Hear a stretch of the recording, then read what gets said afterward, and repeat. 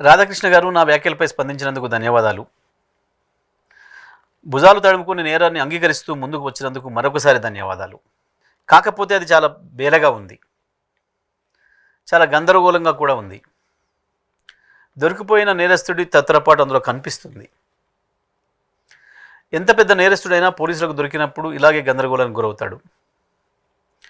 తప్పు చేసిన వాడు ఒప్పుకొని తప్పు గుర్తించి సరి చేసుకుంటే బాగుంటుంది, కానీ దాన్ని సమర్థించుకోవడానికి చేసే ప్రయత్నం ఇంకా తప్పులు చేయిస్తుంది. ఇవాళ మీరు రాసిన రాతల్లో కూడా అది స్పష్టంగా కనబడుతుంది. అసలు నేను ప్రస్తావించిన అంశానికి మీరు రాసిన రాతలకు సంబంధమే లేదు. ఆంధ్ర ప్రాంత ప్రజలంటే తెలంగాణలో సెటిల్ అయిన వాళ్ళు మాత్రమే కాదు, ఆంధ్రాలో నివసిస్తున్న వాళ్ళు కూడా కుల మతాలకు అతీతంగా 90% మంది ప్రజలు కేసీఆర్ని ఇష్టపడతారు. హైదరాబాద్తో సహా తెలంగాణలో సెటిల్ అయిన వాళ్ళందరూ చంద్రబాబు కంటే కేసీఆర్ పాలనలోనే సుఖంగా, సంతోషంగా, స్వేచ్ఛగా ఉన్నామని భావిస్తున్నారు. ఈ విషయాన్ని 2018, 2023 ఫలితాలు స్పష్టంగా చెప్పాయి. సెటిలర్లంతా కేసీఆర్ వెంటే ఉన్నారు. నువ్వు ఎన్ని చెప్పినా కేసీఆర్ నుంచి సెటిలర్ను విడదీయలేవు. 2018 ఎన్నికల్లో కాంగ్రెస్తో పొత్తు పెట్టుకొని చంద్రబాబు కేసీఆర్ గారితో నేరుగా ఢీకొంటే చంద్రబాబును తిరస్కరించారు. కేసీఆర్ వెంటనే సెటిలర్లందరూ నిలబడ్డారు. 2023లో కూడా అదే పునరావృతం అయ్యింది. నీ విశ్లేషణ చెత్త పలుకు అని అర్థమవుతుంది. మాట్లాడితే ఆంధ్ర ప్రజలకు మేమే టేకేదారులం, నేను చంద్రబాబు అన్నట్లు మీరు చెప్పుకున్నా ఏపీ ప్రజలు చంద్రబాబును తిరస్కరించిన సంగతి గుర్తుపెట్టుకోండి.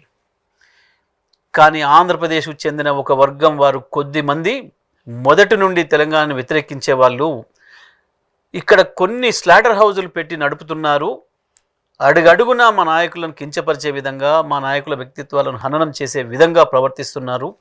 వాళ్ళతోనే మా పంచాయతీ, వాళ్ళ ముసుగులు తీసి వాళ్ళ భర్తం పడతామని మాత్రమే నేను చెప్పినా. ఏ ఆధారం లేకుండా పుంకాలుగా వేల కొద్ది పేజీలు మా నాయకులపై రాసిన రాతల గురించే నేను ప్రస్తావించిన. మీడియా విలువలు, జర్నలిజం విలువల గురించి మాత్రమే మాట్లాడిన. కానీ మీరు ఆ అంశాన్ని వదిలేసి కేసీఆర్ గారిపై, కేటీఆర్ గారిపై, బీఆర్ఎస్పై మీ అక్కసినంతా వెళ్ళబోసుకున్నారు, విషయాన్ని వెళ్ళగక్కినరు. కేసీఆర్, కేటీఆర్ వ్యక్తిత్వాలపై జరిగిన దాడి లక్షలాది మంది అభిమానులు, కార్యకర్తల హృదయాలను గాయపరిచిన సంఘటనలు మీకు చాలా చిన్నవిగా కనపడ్డాయి. అవి పట్టించుకోవాల్సిన అంశమే కాదని మీరు సెలవిచ్చారు. తన అభిమాన నాయకుల్ని, వారి వ్యక్తిత్వాన్ని హననం చేస్తే అభిమానులు, కార్యకర్తలు చేసిన చిన్న నిరసన మాత్రం మీకు చాలా పెద్దదిగా కనపడింది. వ్యక్తిత్వం అనేది మీ దృష్టిలో చాలా చిన్నది కావచ్చు, అది పెద్దగా పట్టించుకోవాల్సిన విషయం కాకపోవచ్చు మీకు, కానీ మాకు అదే ప్రధానం. ఒక రాజకీయ పార్టీ విధి విధానాలపై, గెలుపోటములపై ఎవరైనా విశ్లేషించవచ్చు, కానీ ఆ సందర్భంగా బీఆర్ఎస్పై మీరు చేసిన విశ్లేషణ, మీరు ఉపయోగించిన భాష, వాడిన పదాలు జర్నలిజం పరిధులను దాటింది. మళ్ళీ మీ మాటల్లోనే చెప్పాలంటే, మీరు రాసిన రాతల్లోనే, మీరు రాసిన పదాలలోనే చెప్పాలంటే మీ బల్పును, అహంకారాన్ని తెలియజేస్తుంది. ఏదో పుట్టింటి గొప్పతనం, మేనమామ దగ్గరలాగా కేసీఆర్ గొప్పతనం నా బోటి వాళ్ళ దగ్గర అనేదో మాట్లాడినవే నేను కూడా అనొచ్చు. నీలాంటి బోడిగాడికి మా కేసీఆర్ గురించి చెప్పే అక్కర నాకు లేదు అని చెప్పి అనొచ్చు. కానీ నాకు సంస్కారం ఉంది. ఇక కేసీఆర్ సంస్కారం గురించి, కేసీఆర్ దయాగుణం గురించి, కేసీఆర్ క్షమాగుణం గురించి మీకు ఒక విషయం గుర్తు చేస్తా. ఉద్యమ సందర్భంలో మీరెంత విషం జిమ్మినా, తెలంగాణ ఏర్పడ్డ తర్వాత కూడా తెలంగాణ మంత్రివర్గం పైన, తెలంగాణ శాసనసభ్యులు, శాసన మండలి సభ్యులపైన, తెలంగాణ శాసనసభ పైన మీరు ఎంత దిగజారి మాట్లాడినా, ఎంత జుగుప్సాకరమైన కామెంట్స్ చేసినా, మిమ్మల్ని 100 సార్లు జైలుకు పంపే అవకాశం వచ్చినా, ఏ విచారణ ఏది అక్కర లేకుండా మిమ్మల్ని శాసనసభకే పిలిచి చక్కగా నేరుగా జైలుకు పంపించే అవకాశం వచ్చినా ఆ పని చేయకుండా కేసీఆర్ మిమ్మల్ని వదిలేసిండు కాబట్టే ఇవాళ మీరు బయట తిరుగుతున్నారు. అది కేవలం కేసీఆర్ దయాగుణానికి, కేసీఆర్ క్షమాగుణానికి నిదర్శనం. మిమ్మల్నే కాదు, మీతో పాటు మీ గురువు చంద్రబాబు నాయుడు గారిని కూడా జైలుకు పంపే అవకాశం వచ్చినా, తన చేతిలో అధికారం ఉన్నా వద్దులే మనకెందుకు, రాజకీయ కక్షల ఆలోచన మనకెందుకు, మనకు కావాల్సిన తెలంగాణ రాష్ట్ర ప్రయోజనం కదా, శాశ్వతంగా వెళ్ళిపోతున్నట్టున్నాడు ఆయన, పీడబోతే తెలంగాణకు అంతకు మించిన అదృష్టం ఏముంటుంది అని చెప్పి తెలంగాణ కొరకు వదిలేసిండనే విషయం, ఆ విజ్ఞతను కేసీఆర్ ప్రదర్శించిండనే విషయం మీకు మరొకసారి గుర్తు చేస్తున్నా. కానీ మీరు మాత్రం మోడీ గారి అండ ఉందని, చంద్రబాబు మీ చెంతన ఉన్నారని, తెలంగాణ ముఖ్యమంత్రి మీ చెప్పు చేతుల్లోనే ఉన్నారని మీరు ఇష్టం వచ్చిన పద్ధతుల్లో మీడియాను అడ్డం పెట్టుకొని దాడి చేస్తూ, ఉడత ఊపులకు నేను భయపడను అని హూంకరించిన మీరు ఇవాళ వందల మంది పోలీసులను కాపలాగా తెచ్చుకొని జరగని దాడికి ఖండనలు ఇప్పించుకుంటూ వాళ్ళను వీళ్ళను బతిమాలి మీరు చేస్తున్న హడావుడి, మీరు ఏ ఊపులకు దేనికి భయపడతారో అర్థమవుతుంది. ఇక మరుగుజ్జు విషయానికి వస్తే, సరే సాధారణంగా మరుగుజ్జు అని మనం ఎవరినంటాం, సహజత్వానికి విరుద్ధంగా ఉన్నప్పుడు మనిషి సహజంగా ఎదగాల్సిన వయసుకి ఎదగాల్సినంత ఎత్తు ఎదగకపోతేనో, మానసికంగా ఎదగకపోతేనో, లేదా ఏదైనా సందర్భంలో ఎవరైనా దేని కొరకైనా ప్రయత్నించి తీవ్రమైన ప్రయత్నం చేసి కూడా దానికి చేరుకోలేకుండా ఉన్న చోటనే నిలబడిపోతేనో, అటువంటి సందర్భంలో మరుగుజ్జు అని వాడతారు. ఆ పదాన్ని మరుగుజ్జు అని అక్కడ వాడతారు. కానీ నాకు ఆశ్చర్యం వేసింది. సరే, నేను మీకు తెలియకపోవడం అనేది మీ మరుగుజ్జుతనం తప్ప నా మరుగుజ్జుతనం కాదు. అది నేను ఎందుకు మీకు తెలియకపోవడం అనేది మీ మరుగుజ్జుతనం. మీరేందో నాకు బాగా తెలుసు అనువు. నేను 11 సంవత్సరాల వయసులోనే కులం గోడల్ని బద్దలు కొట్టి సామాజిక అంతరాలు లేవు అని చెప్పిన ఆలోచనలతో వికసించిన వాడిని. 16 ఏళ్లకే పీడిత ప్రజల కొరకు ప్రాణం ఇవ్వటానికి వెళ్ళిన వాడిని, సమాజం కొరకు ఆరాటపడ్డవాడిని. ఆ తర్వాత నాకు జన్మనిచ్చిన ఈ నేల తల్లి విముక్తి కావాలని 25 ఏళ్లుగా నమ్ముకున్న నాయకుడు కేసీఆర్ వెంట నడుస్తూ 14 ఏళ్ళు విరామం లేకుండా, రాజీ లేకుండా పోరాటం చేసిన వాడిని. 10 సంవత్సరాలు మీ దోపిడి వల్ల అన్యాయానికి గురైన నా నల్గొండ జిల్లాను బాగు చేసుకోవడం కొరకు తెలంగాణలో కేసీఆర్ నాకు ఇచ్చిన బాధ్యత నిరంతర విద్యుత్తును ప్రజలకు అందించడం కొరకు పనిచేసిన వాడిని, దాంట్లో విజయం సాధించిన వాడిని. ఇక నా పరిపక్వత ఏందో, నా రాజకీయ ప్రస్థానం ఏందో అందరికీ తెలిసి ఇవ్వాలి. ఇక మీ గురించి మాట్లాడుకుందాం.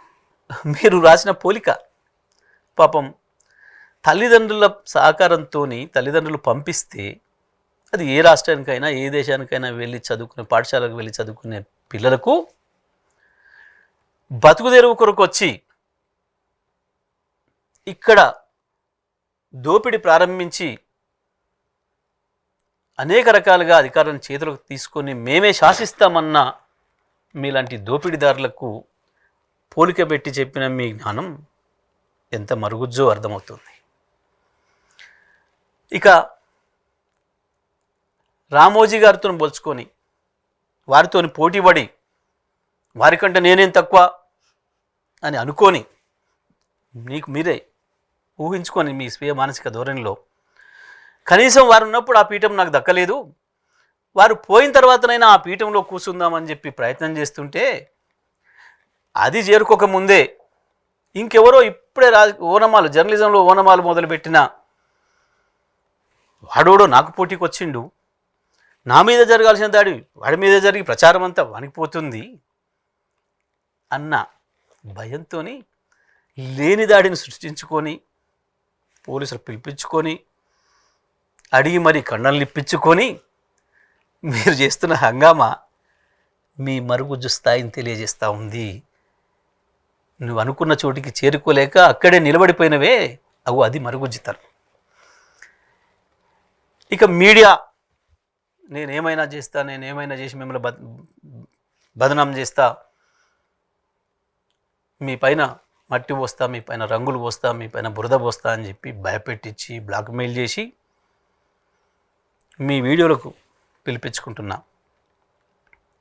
సెలబ్రిటీలు, రాజకీయ ప్రముఖులు కావచ్చు, వ్యాపార ప్రముఖులు కావచ్చు, సినీ ప్రముఖులు కావచ్చు, అందులో మగవాళ్ళైనా కావచ్చు, ఆడవాళ్ళైనా కావచ్చు, మీ దగ్గరికి వచ్చినప్పుడు మీరు వాళ్ళ పట్ల ప్రవర్తిస్తున్న తీరు, మీరు వాళ్ళకి వేసే ప్రశ్నలు మీ మరుగుజ్జుతనానికి నిదర్శనం. కనీసం పాపం వాళ్ళ ఇళ్ళల్లో వాళ్ళ కుటుంబ సభ్యులు ఉంటారు, వాళ్ళు ఎంత వేదనకు గురవుతారు. ఇక్కడికి వచ్చిన వాళ్ళు మీ పట్ల భయంతో ఎంత హింసపడుతున్నారు అన్న విషయాన్ని కూడా గ్రహించలేని మీ మానసిక పరిస్థితి మరుగుజ్జుది. ఇవాళే కాదు, చాలా కాలం నుంచి చాలామంది మహిళా సెలబ్రిటీలని ఆ రోజుకి వాళ్ళకు జనంలో ఉన్న పాపులారిటీని మీ మీడియా అవసరం కొరకు ఇంటర్వ్యూలు చేయాలి, దాని ద్వారా ప్రచారం పొందాలన్న దుగ్ధతోని మీరు పిలిస్తే కూడా చాలామంది మీ స్టూడియోకి రావడానికి భయపడి వెనుకంజ వేసిందనేది వాస్తవం. ఇప్పటికి కూడా చాలామంది రావడం లేదనేది వాస్తవం. ఇక మీరు బతిమాలితేనో లేదా బాలంతల వాళ్ళు మీ దగ్గరికి వచ్చిన ముఖ్యమంత్రి పట్ల కావచ్చు, మంత్రుల పట్ల కావచ్చు, ఇతర ప్రజాప్రతినిధులు, ప్రముఖులు ఎవరైనా కావచ్చు, వాళ్ళకి మీరు ఇచ్చే స్వాగతం, ఎవరైనా ఇంటికి వస్తే ఇంటి ముందటికి వెళ్ళి వాళ్ళని ఆహ్వానించడం అనేది కనీస మర్యాద వాళ్ళు ఎవరైనా. కానీ మీ ప్రవర్తన, వాళ్ళ పట్ల మీ ప్రవర్తన, మీరు వాళ్ళకి ఇస్తున్న గౌరవం మీ కురిచ సంస్కారానికి నిదర్శనం. దాన్నే మరుగుజ్జుతనం అంటారు. ఇంకా ఇవాళ ప్రపంచమంతా కులమతాల గోడల్ని బద్దలు కొట్టుకొని నాగరికత వైపు పోతుంది. కానీ 40 ఏళ్ల క్రితమే పత్రికా రంగంలోకి వచ్చిన మీరు, మీ ఆలోచనలు ఇంకా కులచట్రంలోనే ఇరుక్కొని ఉండడం అనేది మీ మరుగుజ్జుతనానికి నిదర్శనం. మీరు అంతకంటే ఎక్కువ ఎదగలేకపోయినారు, వాటి నుంచి బయట రాలేకపోయినారు, ఇంకా దాంట్లోనే పనిచేస్తున్నారు. నిజమే, మీ జాగీరా కదా మీరు అన్నది. మేము జాగీర్దారులం కాదు, మేము కాపలాదారులం అనే విషయాన్ని కేసీఆర్ గారు 100 సార్లు చెప్పారు. అవును, మేము తెలంగాణ తల్లి వాకిట జాగిలాలం.